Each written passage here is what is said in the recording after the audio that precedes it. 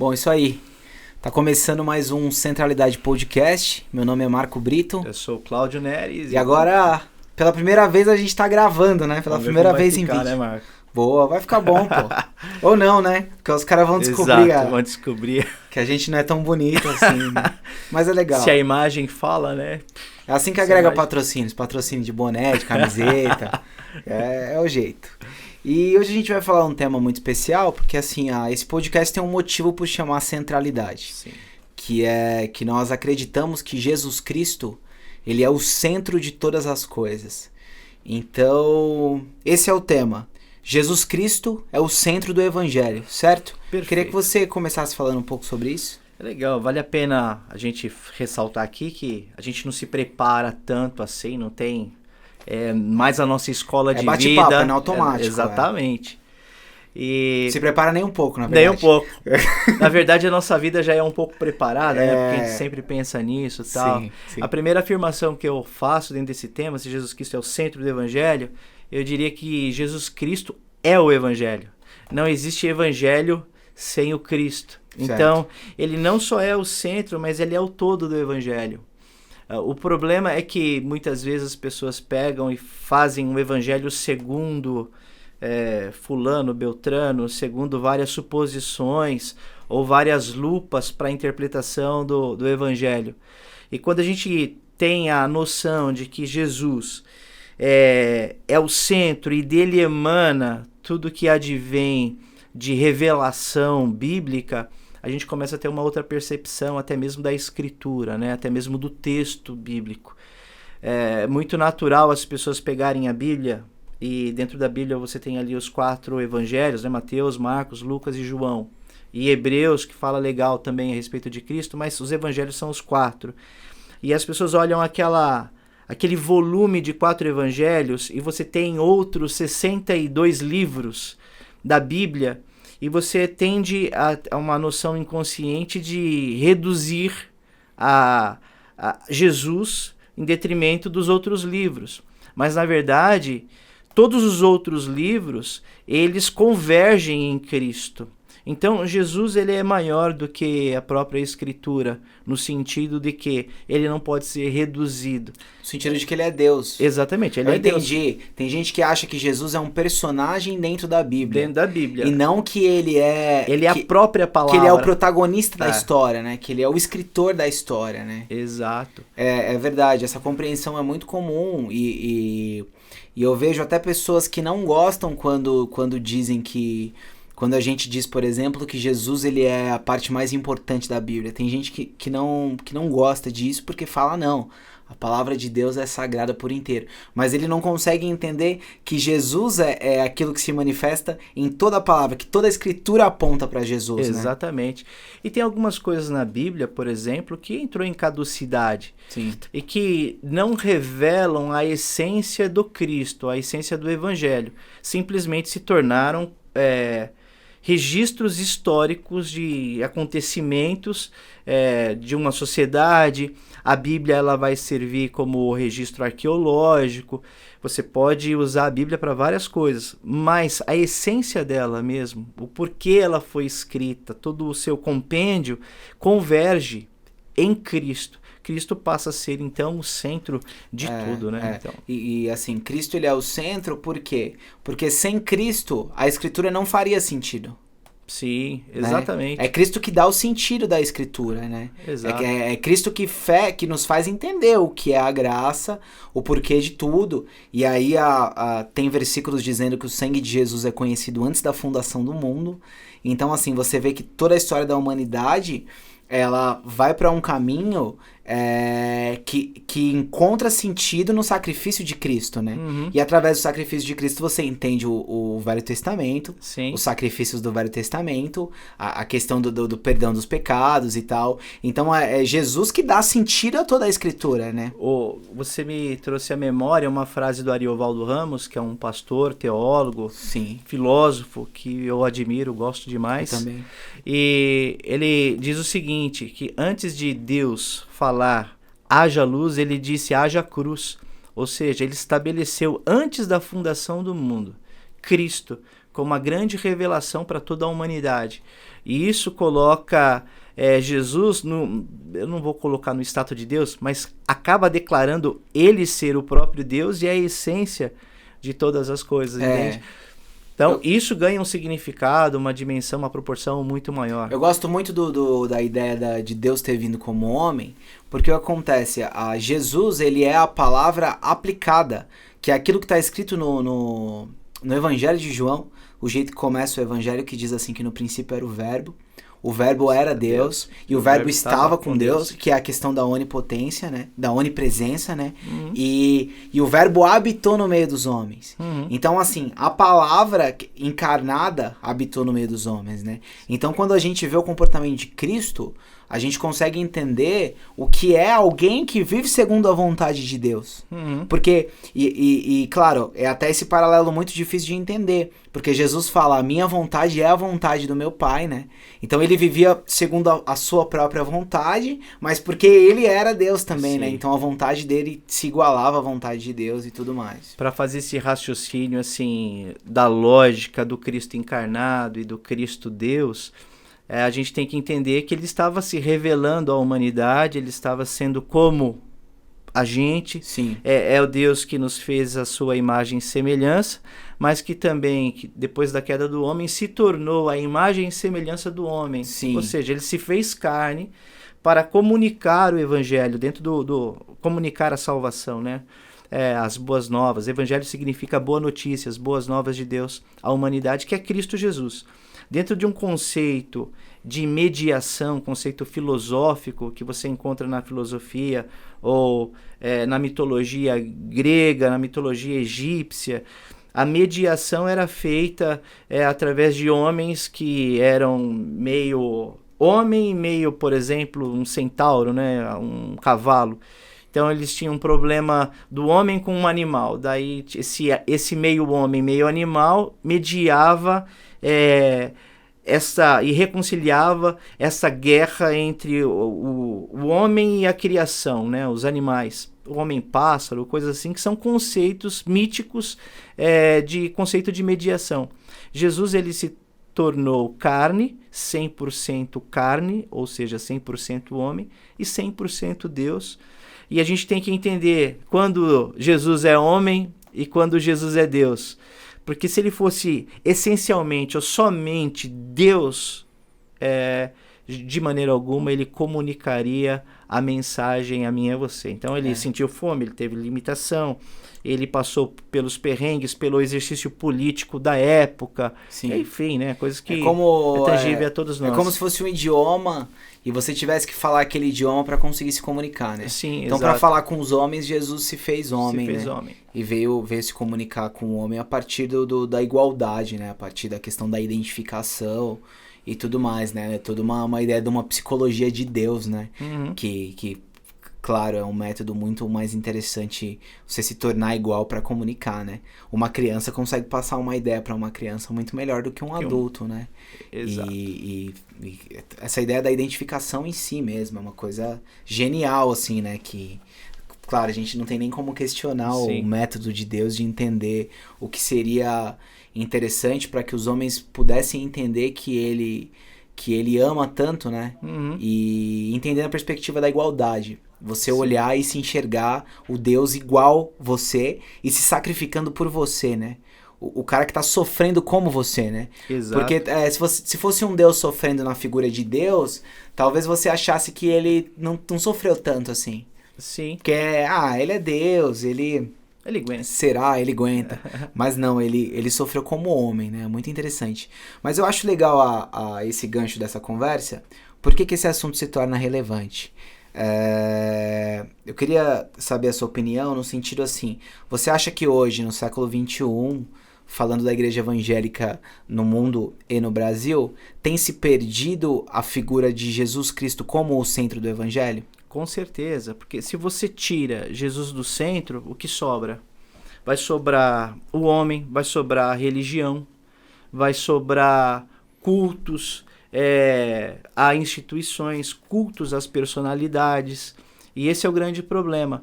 Eu acredito que a igreja brasileira, falando dentro do nosso contexto, ela acabou se perdendo exatamente porque ela tirou a essência, que é o Cristo do culto, tirou a essência da palavra, porque uma coisa é você ter a Bíblia como a escritura, ou a palavra, revelação de Deus escrita, e outra coisa é você tirar a essência dessa palavra, que é a palavra viva, que é Jesus. O Evangelho de João vai falar que no princípio era a palavra, ou o verbo e a palavra, ou o verbo estava com Deus, e esse verbo e a palavra era Deus. Então uma coisa é você ter uma escritura, outra coisa é você viver essa palavra. E eu acredito que as igrejas elas acabaram tirando esta essência, esta palavra que é viva e que se revela a nós e que vive em nós. Adorando as igrejas mais ortodoxas, né? Elas acabam adorando mais a Bíblia como todo, a escritura, a exegese, o texto, o contexto, a história, e aquilo se torna mais verdadeiro do que o próprio Cristo. E outras igrejas acabam nem adorando Cristo e nem adorando a palavra, adorando o moralismo, adorando mecanismos que essa palavra acaba trazendo para estabelecer um sistema que acaba achatando as pessoas e manipulando as pessoas muitas vezes. Então, eu acredito sim que a igreja ela se perdeu um pouco quando ela deixou de voltar o culto para o Cristo, acabou deixando de viver em torno do Cristo e fazendo do Cristo a sua mensagem primordial, principal. E eu acredito que a igreja fugiu e saiu dessa, com a teologia da prosperidade, com a teologia às personalidades, com teologias imperialistas, voltadas para o templo, voltadas para construções, para aquisições, e Cristo não faz parte disso, né? O próprio Jesus disse que a gente deve examinar as Escrituras porque elas testificam dele, ou seja, toda a Bíblia, toda a Escritura está testificando de Jesus, aponta para Jesus. E a gente tem que encontrar, então, dentro da Escritura, estes apontamentos que falam do Cristo. Eu vi tava assistindo hoje uma conversa do Leandro Carnal com o Pondé, e ele falou uma coisa muito interessante. A última agora, né? Essa última é animal, da natureza humana. Natureza humana. E o Carnal falou uma coisa muito interessante, que ele disse assim que ele... muitas vezes ele aplica o escritor ao escritor. Que ele disse assim, que tem uns caras que ele gosta tanto, que, por exemplo, ele pega o Freud e aplica o Freud ao Freud, por exemplo. Ele pega uma ideia do Freud que ele acha que dá errada, e ele pega um conceito do Freud que o Freud deveria aplicar na vida dele para ele conseguir resolver aquela ideia. E aí ele disse que as igrejas deveriam aplicar o cristianismo dentro delas. Porque muitas vezes elas não têm aplicado o cristianismo a elas mesmas. Sim. E eu acho que é muito isso. A igreja, hoje em dia, não sei se hoje em dia, eu não gosto muito de falar isso de hoje em dia, porque acredito que isso é algo que está acontecendo já faz muito tempo, não é hoje em dia, né? Talvez é desde que Jesus deixou a humanidade. As igrejas, elas têm sido muito distantes da mensagem de Jesus, né? E eu acho interessante como os evangélicos, eles parecem com outros evangélicos e parecem pouco com Jesus, né? E assim, e isso me incluindo também, porque a gente cria um sistema a qual o sistema se alimenta do próprio sistema e Cristo ele fica fora do sistema. Eu gosto muito daquela ilustração do Apocalipse, a qual Jesus, através da carta, ele diz para a igreja, eis que estou à porta e bato. Então eu penso, se eis que está à porta e bato, então tá fora da igreja, né? Sim. Tá falando de fora, né? Jesus tá batendo não é? Pra ver se a igreja deixa ele... a palavra ali é pra igreja, Isso, né? Pra ver se a igreja... Tá falando com o mundo, não. Pra ver se a igreja deixa ele entrar dentro da igreja, né? Exato. É engraçado isso que você está colocando, porque é exatamente isso. As pessoas são configuradas, elas recebem uma configuração ideológica, institucional, elas são consideradas evangélicas, mas muitas vezes ela não tem nenhum perfil com Cristo, ela não se identifica em nada com Cristo. Você pega hoje pastores que não conseguem lidar, por exemplo, com pessoas que têm tendências que... a fazerem coisas diferentes. Exatamente. Por exemplo, a questão da homossexualidade. Sim. Tem pastores que não conseguem conversar ou lidar com essa situação. Estar no mesmo ambiente. Acho isso aí uma coisa louca. Tem pastores que são machistas, por exemplo. Mas estar no mesmo ambiente com um político ladrão, beleza. Aí exatamente. beleza, aí, Agora okay. com a mulher assumindo lá o púlpito, falando, o cara... Entende? E se você olha para Jesus, cara, Jesus é totalmente antagônico a tudo isso. É outra vibe, a questão outra pegada. De não olhar o ser humano por aquilo que ele faz, mas por aquilo que ele é. Exatamente. Não pela sua posição social, mas aquilo que ele é, que é ser filho de Deus, né? E é interessante como essa lógica do aquilo que a gente faz, ou o nosso papel social, gera preconceito, né? Sim. Teve um cara que uma vez ele falou assim, que se você consegue se apresentar pra alguém sem dizer aquilo que você faz, por exemplo, se eu perguntar assim, Cláudio, me fala um pouco sobre você, você conseguiria se apresentar sem falar o que você faz? É um pouco difícil, né? É difícil, porque a gente tá muito colado na ideia de que você é aquilo que você o faz. que você faz, o seu trabalho, o seu dinheiro, a sua grana. E não é verdade isso. Porque, tudo bem, aquilo que você faz passa por quem você é, tem a ver com quem você é, mas você não é aquilo que você faz. Você tava falando uma coisa que as pessoas às vezes falam pra mim, eu te chamo de pastor, te chamo de Cláudio, como que eu te chamo? Né? Eu falo, pode te chamar pelo meu nome, porque o meu nome ele é muito maior do que o papel que eu desenvolvo. Exatamente, né? exatamente. O Cláudio, ele é pai, enfim, ele é um profissional, ele é um pastor também, inclusive. Sim. É muito maior. Não, então, é isso que nos define. Exatamente. E na perspectiva do evangelho, o que nos define é a questão de que nós somos filhos de Deus. Né? Exato. O amor de Deus por nós. O apóstolo Paulo diz o seguinte, que nós devemos viver de maneira a alcançar a medida de Cristo. Sim. Ou seja, o parâmetro, o ícone, o modelo para o cristão não são as personalidades, os pastores, enfim, é Cristo. Então, o padrão e conduta de vida é a conduta e o modelo de Jesus. Né? E quando a gente tira Jesus do centro, de cena das igrejas, principalmente, que deveriam ser as principais representantes, né? Porque eu acredito que a revelação de Deus fora da igreja, mas as igrejas pelo menos deveriam ser o meio pela qual as pessoas conhecessem o Cristo. Mas quando o Cristo não está presente na igreja, como elas conhecerão Jesus? É muito difícil. É verdade. E aí pensando assim, qual seria o caminho de volta porque assim, se é um fato que Jesus ele não é mais o centro na grande maioria das igrejas, qual seria então o caminho de volta? Como a gente faz para voltar para Cristo? Cara, acho que 2 princípios principais. O primeiro é a gente, de alguma forma, amaldiçoar aquilo que é jogado que não é o Cristo. É rejeitar, em outras palavras. É rejeitar aquilo que não é o Evangelho de Cristo. A gente está no Brasil hoje, na década de 80, por exemplo, a gente era quase 6% de evangélicos. Hoje a gente está assumindo umas proporções aí de 40 quase por cento de evangélicos, quase 3 décadas ou 4 décadas para cá.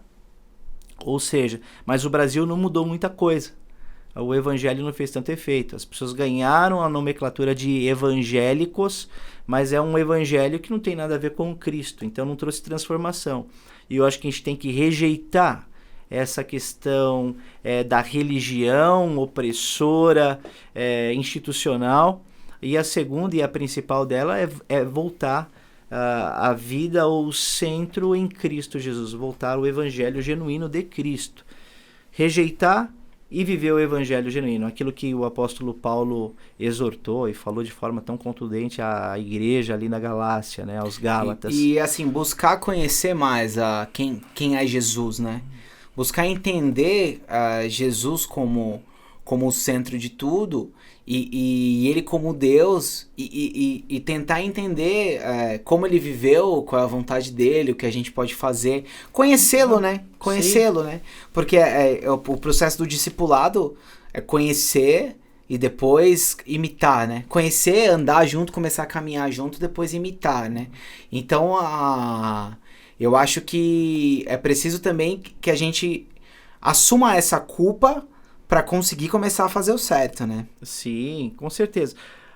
Jesus ele se transformou numa marca de patente, uma grife que diz alguma coisa, contudo a essência dele não é vivida, é simplesmente uma marca que você carrega numa camiseta, num boné, enfim. Faz parte do ser humano hoje fazer parte de um sistema religioso, e quando você usa a palavra, alguns códigos sociais, você se sente incluído, então eu sou cristão, eu sou gospel, né? Mas na verdade isso não tem nada a ver com ser de Cristo, ser um cristão na sua essência, carregar Cristo dentro de si e vivê-lo com intensidade de vida e novidade de vida. Vivendo assim, eu acredito que a gente começa a voltar ao Evangelho, a voltar a trazer Cristo no centro da vida, né? Porque essa é a proposta, é ter Cristo no centro de tudo. Ele não pode fazer parte de algo, ele é o centro, ele é a causa, ele é a síntese de todas as coisas. Se a gente não traz todos os dilemas da vida e as questões novas que vão surgindo e sintetizando em Cristo Jesus, a gente sempre vai fugir dele se a gente não trazer ele para o centro. Não pode ser um personagem, né? Ele precisa ser a história, né? A essência da vida, né? A essência do nosso ser. Vem dele, é nele. É interessante, tem uma frase do Tim Keller que ele diz assim que o evangelho não é o modo pelo qual a gente entra no reino de Deus, mas que o evangelho é o modo pelo qual se vive uma vida como participante do reino de Deus. Né? Então o evangelho não é... O que nos salva é o sacrifício de Cristo, mas o evangelho é a forma que a gente vive, né? E o evangelho não é uma coisa que veio só para trazer salvação. Veio para trazer vida num contexto geral, né? O evangelho me ensina a trabalhar, me ensina a casar, a namorar, a como lidar com a morte, tudo, né? O evangelho é toda uma questão de vida, né? Marcos, você já percebeu que por muito tempo a igreja pregou a salvação da alma, a salvação do espírito, sabe? E negligenciou a vida do ser humano de forma integral aqui na Terra. Sim. Quando a gente faz isso, a gente se transforma meio que em ET, sabe? Porque daí você vive pensando num idealismo que é o céu, não que não seja real, cada um tem a sua forma de interpretar e entender isso. Mas eu acredito que muito mais do que o céu, lá do lado de lá, metafísico, que para mim o céu é um plus na vida, o que vale mais a pena é você pensar no céu aqui. Exato. Na terra, na nossa vida, no nosso cotidiano, nas nossas demandas, né? Exato. As pessoas elas não conseguem entender que o reino de Deus começa aqui na terra. Que essa é a oração do Pai Nosso. Que venha o teu reino aqui na terra. Né? Assim como é no céu. E Jesus disse que o reino está dentro de vós. Entendeu? Então, realmente, teve muita gente que... Naquela mentalidade de que o mundo já está perdido, o mundo jaz no maligno, não sei o que lá, negligenciaram total a vida aqui, sendo que Deus queria que você já começasse a viver o céu aqui, né? Nesse momento. E aí a gente acaba perdendo essa grande experiência que Deus nos dá a oportunidade de viver aqui na Terra. É um grande problema isso, porque você vê muitos cristãos que têm essa noção, por falta de percepção e ter uma vida voltada em Cristo Jesus, vivem na Terra, mas como se estivessem fora dela, entendeu? Não é nem como se estivesse no céu. Exatamente. Porque no céu você não sabe como é que é. O cara deixa de viver aqui pensando numa coisa que ele vai viver, que tem a eternidade. E o que é ruim é que ele acha que as coisas que ele faz aqui na Terra não são coisas que têm a ver com Deus. Com Deus, Entendeu? Acha que tudo aqui é mundano, tudo é do maligno, tudo do mal. Que Deus que nos deu as sensações, as experiências, as oportunidades. E aí, às vezes, você tomar um café é de Deus. Só que não, parece que o que é de Deus só tem a ver com Bíblia, com, né? Exatamente. Com óleo da unção. Contemplar o mar é de Deus, né? Cuidar da natureza é de Deus. Entrar no mar é de Deus. É de Deus. Namorar é de Deus. Tudo. Se relacionar é de Deus. Isso é... Quando a gente ganha essa perspectiva em Cristo e começa a viver a partir dele, a gente vai desmistificar a vida. A vida vai ficar muito mais fácil, muito mais tranquila. Porque daí a gente não vai ficar vivendo na base de uma religião, né? Então, tirar a religião e trazer Cristo ao centro novamente como pauta da vida, como proposta de vida. Sim, eu acho muito interessante, eu acho que até para encerrar, com a fala do apóstolo Paulo, né? Que não tem mais nem judeu, nem escravo, nem livre, né? Cristo é tudo em todos. Então, se Cristo é tudo em todos, meu irmão, a gente precisa começar a enxergar Cristo nessa vida, né? E a vivê-lo, né? Com toda a sua essência, com toda a sua integralidade no nosso ser. Quero agradecer você que ouviu aqui o Centralidade Podcast e peço que você entre nas nossas redes sociais lá, Centralidade Podcast. Você pode enviar um e-mail para centralidadepodcast@gmail.com. Nos sugira temas, dê sugestões do que você achou do bate-papo, convites e tudo mais, a gente tá aí. Então, vale a pena falar que a gente vai estar ao vivo, né, em 2 comunidades e tal. Se você conseguir, eu não sei em que data a pessoa tá assistindo, né? Mas nós estaremos no dia 10 de julho, lá na comunidade, na Congregacional Filadélfia, né? Que fica na Avenida Sapopemba, em São Mateus, né? Vou ver se os caras fazem um banner, alguma coisa que a gente coloca no Instagram do Centralidade. E aí no dia 10 a gente vai estar na Congregacional de Camilópolis. Conversando também sobre esses temas e tal, aí já vai ser um mais bate-papo ao vivo mesmo. É interessante que se você quiser dar um soco na nossa cara... você vai ter essa oportunidade. Você vai ter essa oportunidade. Beleza? Até mais, obrigado. Falou.